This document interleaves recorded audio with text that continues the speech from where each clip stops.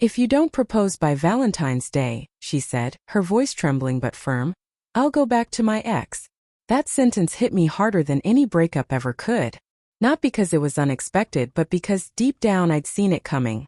We were sitting in her car, parked outside the restaurant where we just had dinner. The air smelled faintly of her perfume. Floral, sweet, almost deceptive. Her fingers drummed nervously on the steering wheel, but her eyes stayed fixed on mine. I remember staring back, searching for something, remorse, hesitation, love, but all I saw was calculation. Go back to your ex? I repeated, half laughing, half choking on disbelief. That's your ultimatum?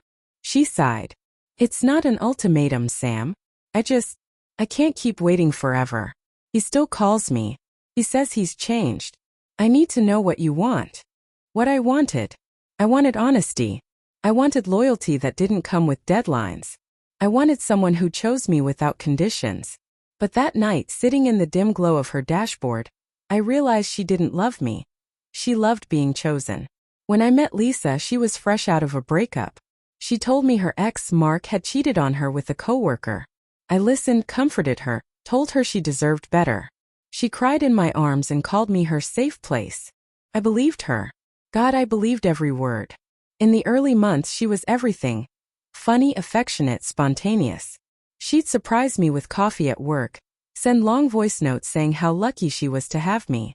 But whenever something went wrong, an argument, a delayed text, a plan that fell through, she'd bring him up.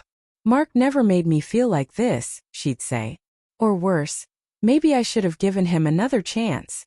It was like living with a ghost I couldn't see but always felt breathing over my shoulder. Still I stayed.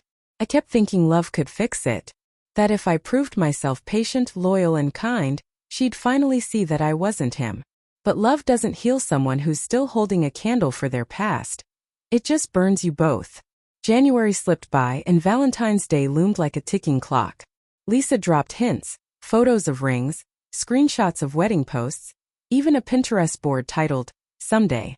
One night as we watched a movie, she turned to me and whispered, Do you ever think about forever? I smiled, kissed her forehead and said, All the time.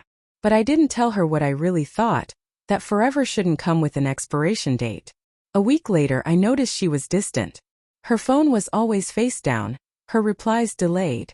One evening, she said she was grabbing drinks with coworkers. I didn't question it, though something in her tone twisted my gut. When she came back around midnight, her hair smelled faintly of a cologne I didn't wear. Had fun? I asked casually. Yeah, she said too quickly. You know how work stuff is. Her smile didn't reach her eyes. That night, while she slept beside me, her phone buzzed. A message lit up the screen. Mark. I meant every word. I'll wait. But not forever. My chest went cold. I didn't open it. I didn't need to. I already knew. For the next few days I acted normal. I made her breakfast, asked about her day, even joked about Valentine's Day plans. She seemed lighter, almost relieved, like someone who'd already made her decision. Then on February 13th, she texted, We need to talk tomorrow. It's important. I knew what was coming, so I decided to take control of my own ending. On Valentine's Day, I arrived at her place with a small box. Not a ring box, but something that looked close enough. She opened the door, smiling nervously. You actually came. Of course, I said. You wanted an answer. She led me to the living room, candles already lit, soft music playing. She was dressed beautifully, as if for a date that might decide her future. I handed her the box. Her hands trembled as she opened it. Inside was a single silver key, hers. I'm giving you this back, I said quietly. Her smile faded. What is this, a joke? No, I said. You wanted me to propose. You said if I didn't, you'd go back to him. So, I'm letting you go. Her mouth opened, but no words came out. Lisa, I continued, you don't threaten someone you love. You don't dangle another man in front of them to get your way. You don't make love a competition. Her eyes filled with tears, real ones this time. Sam, I didn't mean. You did, I said, standing up. And that's okay. You should be with whoever makes you feel sure. I just know it's not me. I walked out. Outside, the air was cold and sharp, but for the first time in months I could breathe. The first few weeks were hard. Every song, every place, every scent reminded me of her. But pain fades quietly when it's replaced by peace. 3 months later, I met Emma at a friend's birthday party. She wasn't loud or demanding.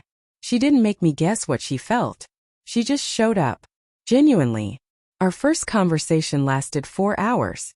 We talked about books, childhood, the small things that make people who they are. When I told her about Lisa, she didn't pity me. She just said, "Sometimes losing someone is how we make space for what we deserve." That line stuck with me.